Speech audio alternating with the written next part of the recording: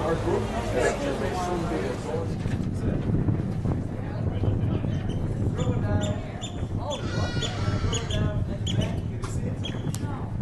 there's a tall black one right in behind those weeds. That's not good. Oh, I see the crocodile. Right here. Right here. What a Crocodile, right there. Yep, you can see the Right there. Oh yeah, over to the right. Yeah. See the brown? Yeah. Oh, look, there goes the stork. Yep. There he goes. There's the crocodile. There's the crocodile. Wow, he's big. Yeah. That's what it is, that big log out there. So in other words, the sugar is a pretty There comes another one. Where? Oh yeah, here he comes. Can you see? Yeah. No, he's not coming up very much. Take a hell no! Get your head up. He's just getting something to munch on. I know he better get that mouth open. Open wide. Smile. Oh. Maxine, say ah. Ah.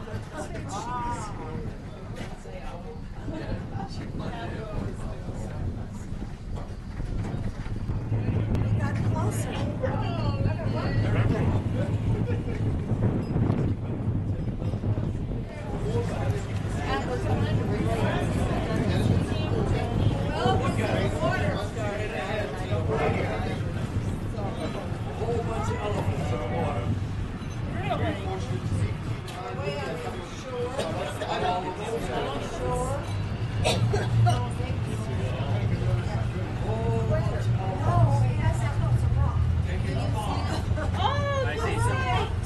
Right here? About 1 o'clock? Those for elephants?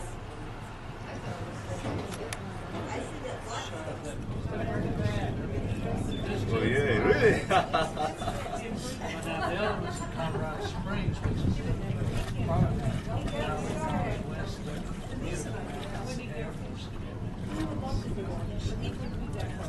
They built that in 42. Our Air Force used to be the Army. That formed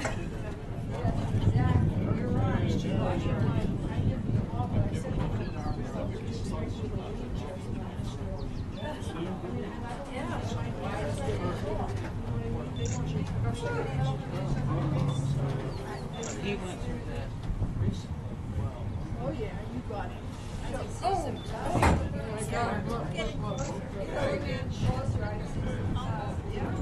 Once on Yeah.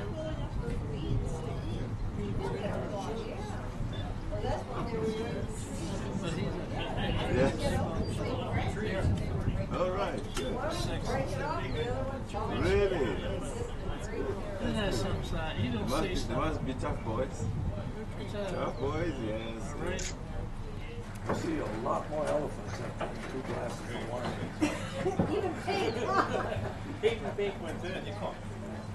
Dumbo even flies, huh?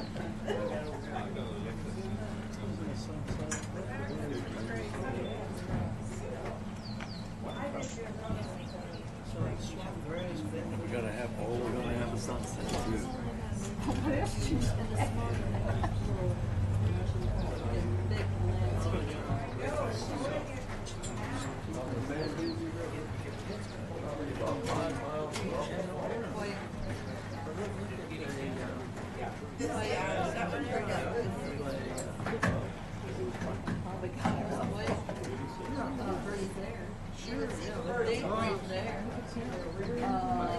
And they have the body, they just use the legs.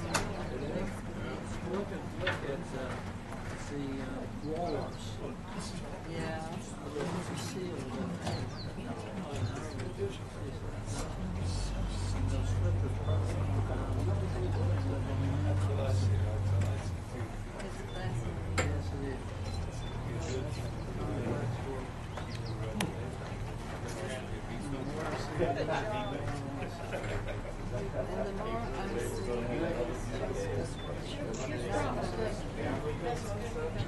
Probably in the words in the Steamboats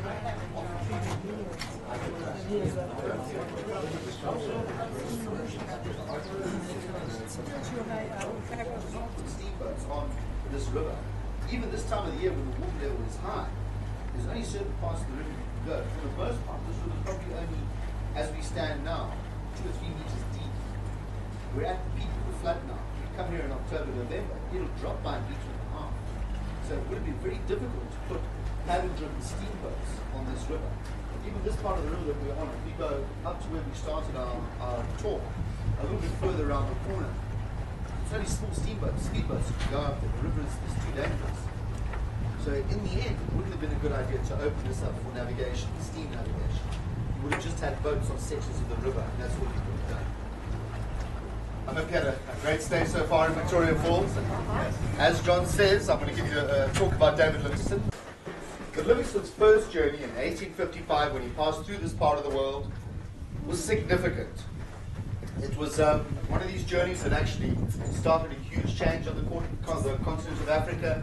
And what it also did was it started the careers of 7 or 8 other men. Men like Burton, Speke, Stanley, Valentine and Cameron, who crisscrossed the African continent in a series of journeys that were more audacious than the last one. And these men, what they did was they created a series of maps. And these maps mapped the major geographical features of Africa. But it all started with Livingstone's first journey, when he came out to this part of the world. That's what set the ball rolling.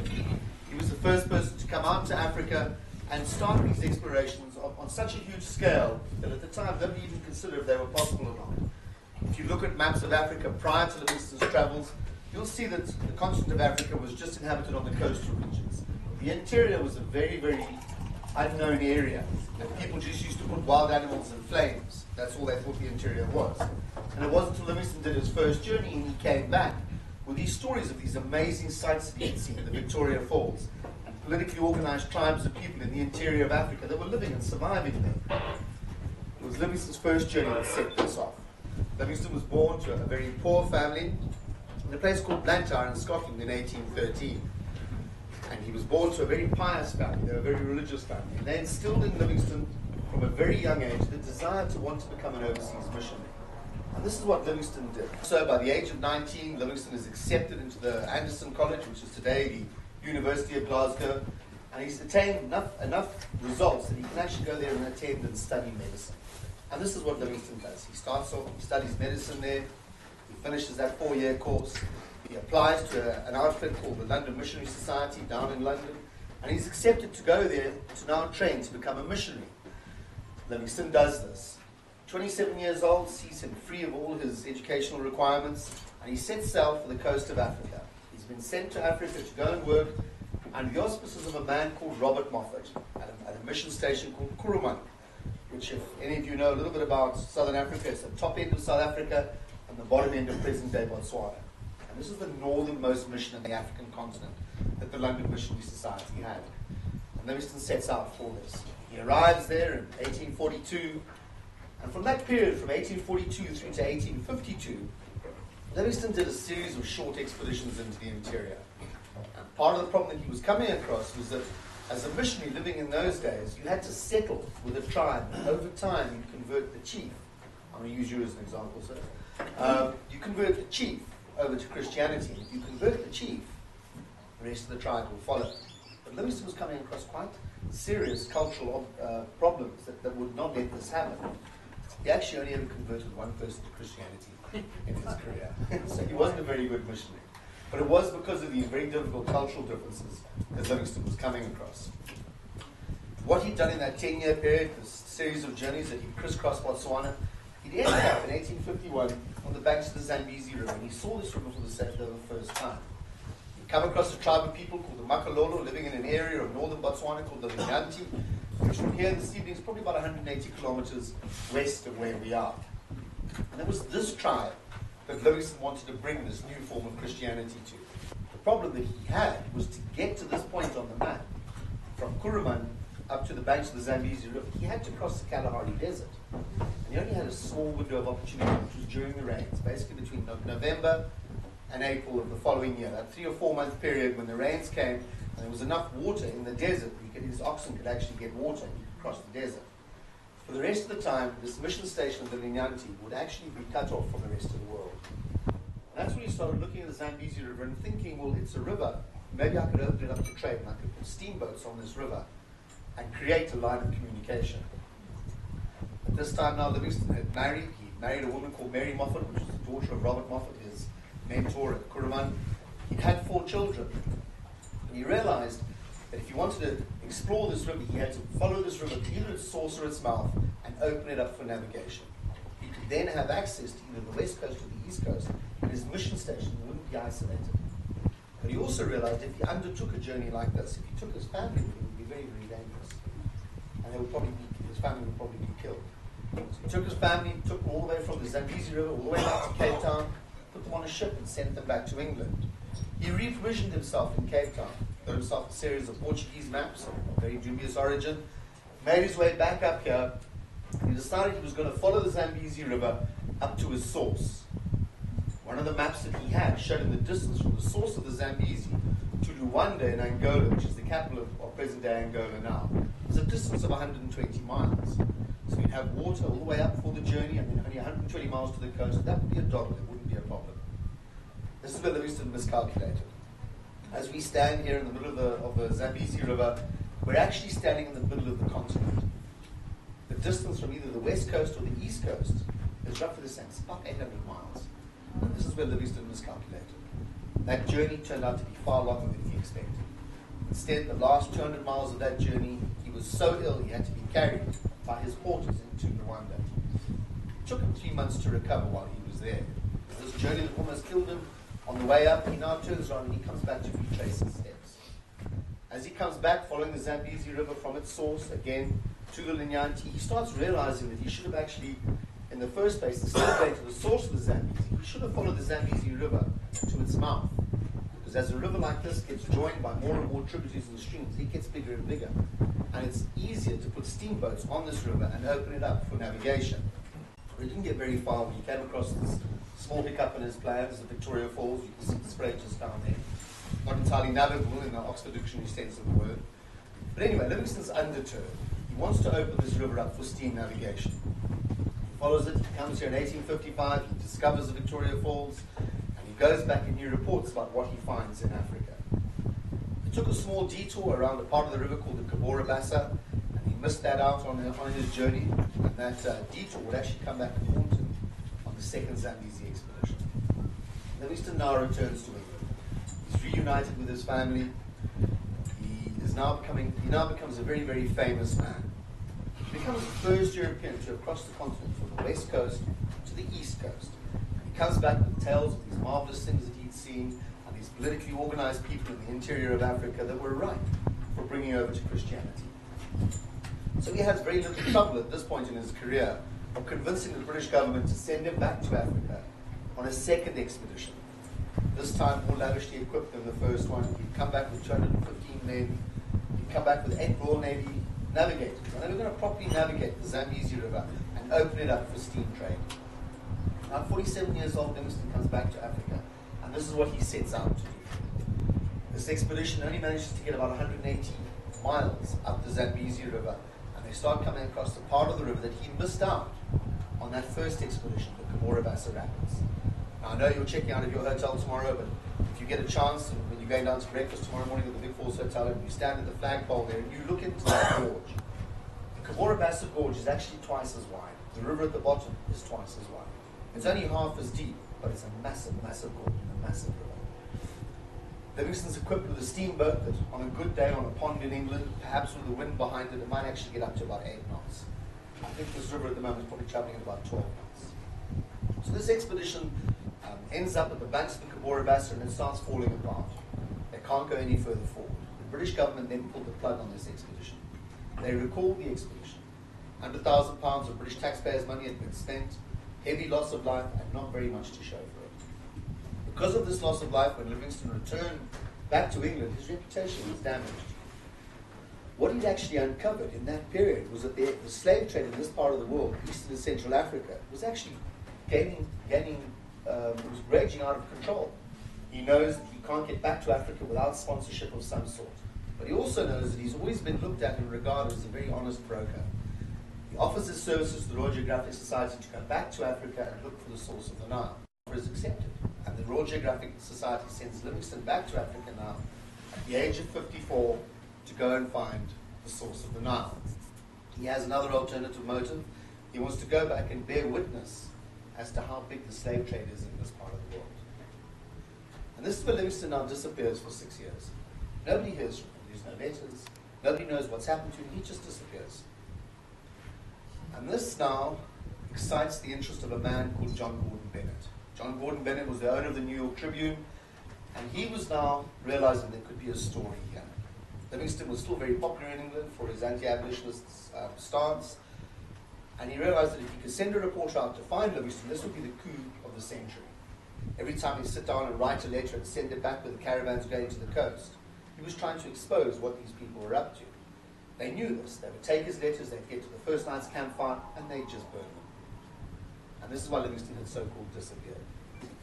Stanley, for his part, now arrives in Zanzibar, he provisions himself, and he sets off into the interior to try and find Livingstone. It takes him 8 months to track him down. He finds him at a place called Ujiji on the banks of Lake Tanzania, and that's when that most famous meeting in all Africa's history goes down of Dr. Livingstone, I presume. And we really must ask Stanley, who else do you think he was going to find? I don't think there was too many 60-year-old white men wandering around Africa at the time. Anyway, these two men meet, they get on very, very well, because what Livingstone had discovered in that long 6 years was that the English actually knew the slave trade in this part of the world was actually great. They turned a blind eye to it. But Stanley now gets Livingstone's diaries, and he gets all this information. He returns back to England. He tries to get Livingstone to come back with him, but Livingstone demurs. He wants to carry on his obligation to the Royal Geographic Society and find the source of the Nile. He's heard of a river called the Luapula, which rises in the south and flows north, and he thinks this is more likely the source of the Nile. So he takes the bulk of Stanley's supplies and his forces, he heads off south. Stanley returns back to England, locks himself up for 2 weeks. He writes a book about his meeting with David Livingstone. In this book, he canonizes Livingstone, and he makes him out to be this missionary wandering through the wilds of Africa with his Bible in his hand and preaching as he goes. This creates a huge amount of interest in Livingstone again. And when Stanley writes a series of articles for the New York Tribune and for the Times, he creates a public relations disaster for the British government. It puts so much pressure on the British government, they now have to do something about the slave trade on the east coast of Africa. They take the Royal Navy from the west coast of Africa, and move it all the way around to the east coast of Africa, and once and for all, they stop the slave trade in eastern and central Africa. Now, Livingstone never knew this. He had carried on traveling south. He followed this Luapula River, and he ended up in a place in northern Zambia called the Benguera Swamps. And this is where Livingstone dies. He arrives in a small village called Chitambo's village in the Alala province of northern Zambia, which is probably about 800 kilometers north of where we're sitting now. He arrives in this small village. His health is broken. He'd been living the last 6 weeks out in the open. It was a rainy season, and his health actually broke. They arrive at Chitambo's village. They make a small shelter for him. They make a bed of bulrushes. They put him to bed, and the next morning they come and they find their leader, the horses that is, they find their leader asleep. He's knelt down beside his bed as if in prayer, and he's passed away quietly in his sleep. And this is where two men come into our story that only now are getting recognition. Two men called Susi and Chuma. They were the leaders underneath Livingstone on the expedition. These men had been with Livingstone for the last 15 years. They were probably his closest friends and confidants. These two men make a momentous decision.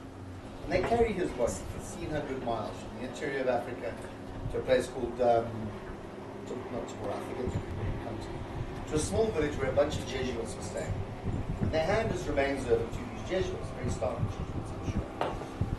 And they hand Livingstone's body over to these men. These men ship the body up the coast to Zanzibar, with the bodies then shipped from there back to England.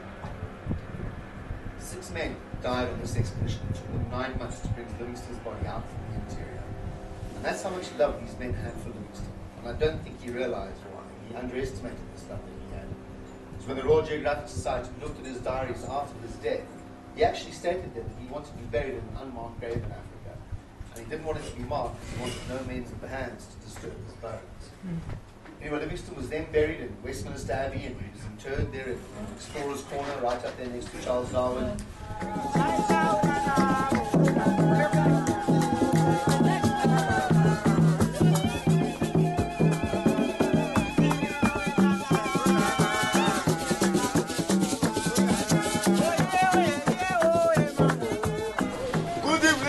ladies and gentlemen. Good evening. I cannot hear you all. Evening, ladies and gentlemen. Good evening. First of all, I welcome you into Africa.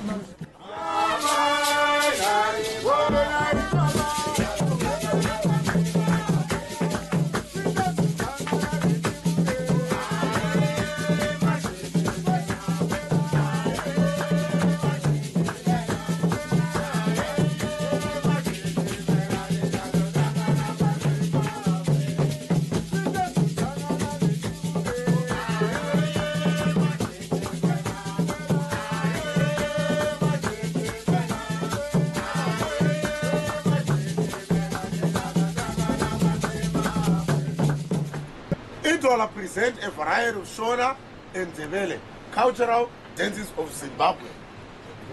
And the dance I'm going to see now is called Mande.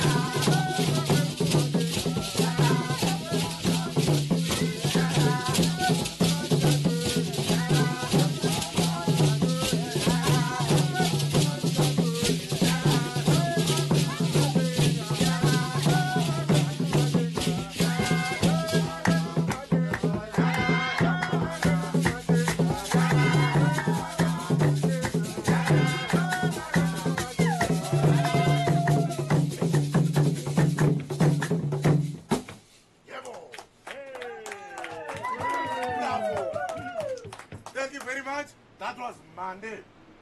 And now, our second dance is called Ischikitsha.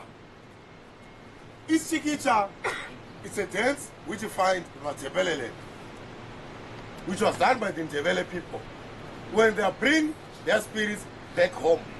Thank you.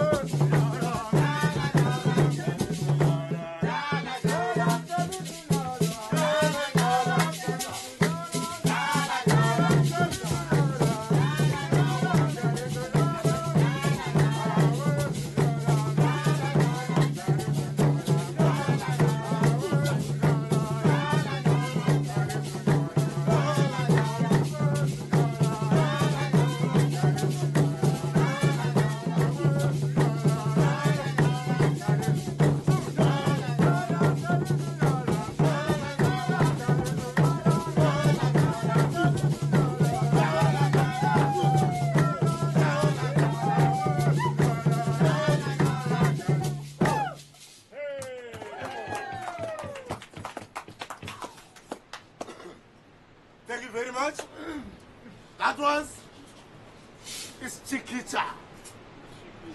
It's Chiquita. Yeah, boy. Ladies and gentlemen, I've been thinking. I'd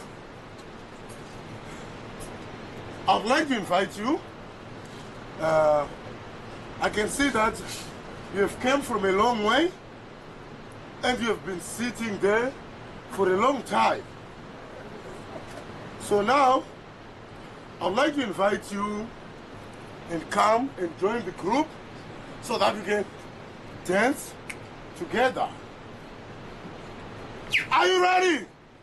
Yeah, boy, I'm waiting for you to come.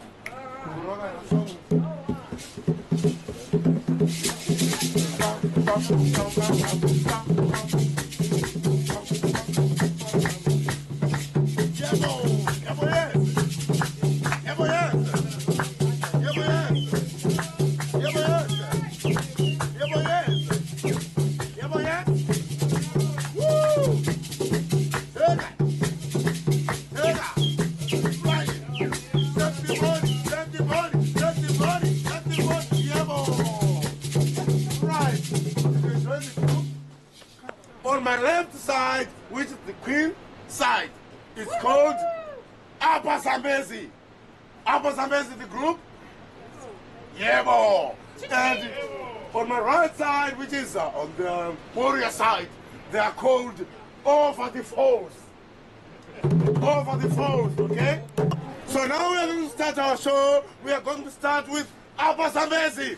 1, 2, 3, roll!